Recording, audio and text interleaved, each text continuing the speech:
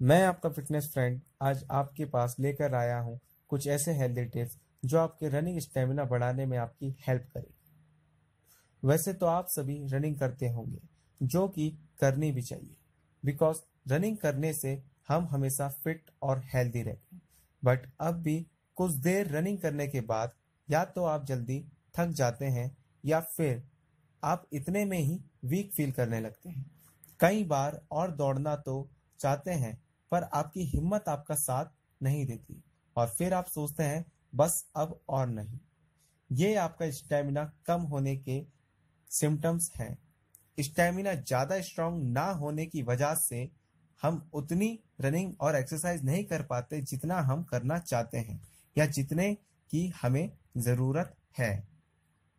कुछ लोग जो स्पोर्ट्स से रिलेट करते हैं या आर्मी या पुलिस की भर्ती की तैयारी करते हैं, उनके लिए स्टेमिना की बहुत ही आवश्यकता होती है, लेकिन उन्हें समझ नहीं आता कि रनिंग स्टेमिना बढ़ाने के तरीके क्या हैं। वो ऐसा क्या करें कि वो ज़्यादा देर तक दौड़ पाए और दौड़ने का कौन सा तरीका अपनाया जाए। लेकिन अब चिंता की कोई बात नहीं, मैं आपका फिटनेस फ्रेंड खुद अपने ज़बरदस्त दौड़ने के टिप्स से आपकी इन समस्याओं को हमेशा के लिए दूर करने आया हूँ। रनिंग स्टेमिना बढ़ाने की टिप्स। रनिंग आपको हेल्थी रखने में बहुत ही इंपॉर्टेंट रोल प्ले करती है। रनिंग योगा का भी एक बेसिक पार्ट है और जिम में भी वार्म अप के लिए रनिंग बहुत ज़रूरी होती है। इसलिए आज मैं आपका fitness friend basic building block strong करूंगा। अब आप रनिंग स्टेमिना बढ़ाने के टिप्स ध्यान से सुने और ठीक से फॉलो करें। तो चलिए अब शुरू करते हैं। फर्स्ट पॉइंट, स्लो कर स्टार्ट करें। अपनी रनिंग स्लो स्टार्ट करें। अगर आप अभी तक बिल्कुल भी रनिंग नहीं करते और आप रनिंग स्टार्ट करने लगे हैं, तो आपको एकदम से ज़्यादा फास्ट और ज़्यादा टाइम पीरियड के लिए रनिंग नहीं करनी चाहिए। एक्सरसाइज से पहले स्लो वार्म अप करने से आपको इंजरी नहीं होगी और आप सेफ साइड से ज़्यादा दिन के लिए या हमेशा के लिए अपनी एक्सरसाइज कंटिन्यू कर सकते हैं और हमेशा फिट रह सकते हैं। Second point, interval.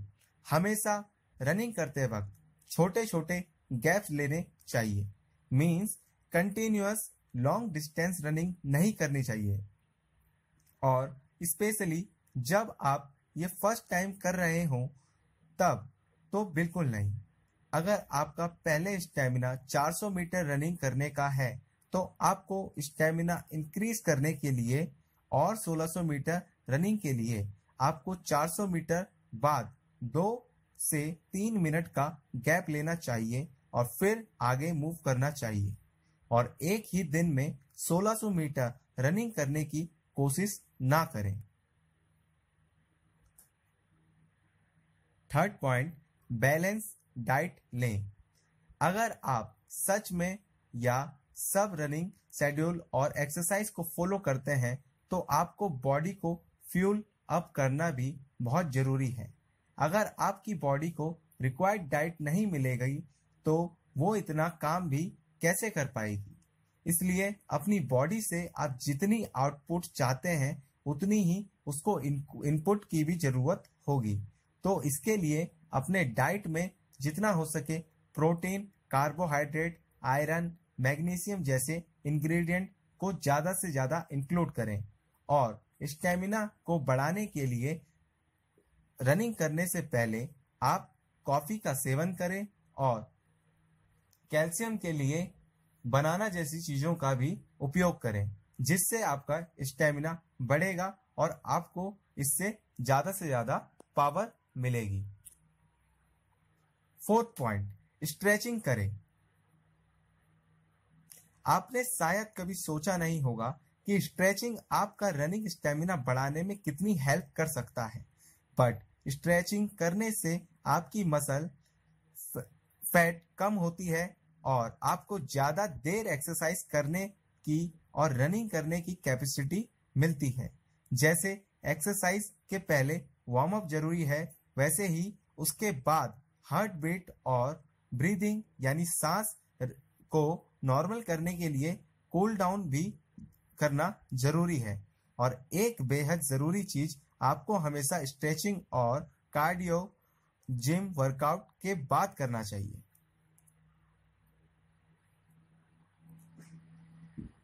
दोस्तों, आज ये सारे टिप्स जो मैंने आपको बताया, अगर आप इन सब टिप्स को फॉलो करेंगे तो आप जल्द ही अपना स्टेमिना पाएंगे और लंबी रनिंग के लिए आप तैयार हो जाएंगे। अगर आपको मेरे दिए गए टिप्स अच्छे लगे तो प्लीज सब्सक्राइब करें और लाइक भी करें एंड शेयर भी। आपका धन्यवाद मेरी हर एक बात को सुनने के लिए और वीडियो को देखने के लिए।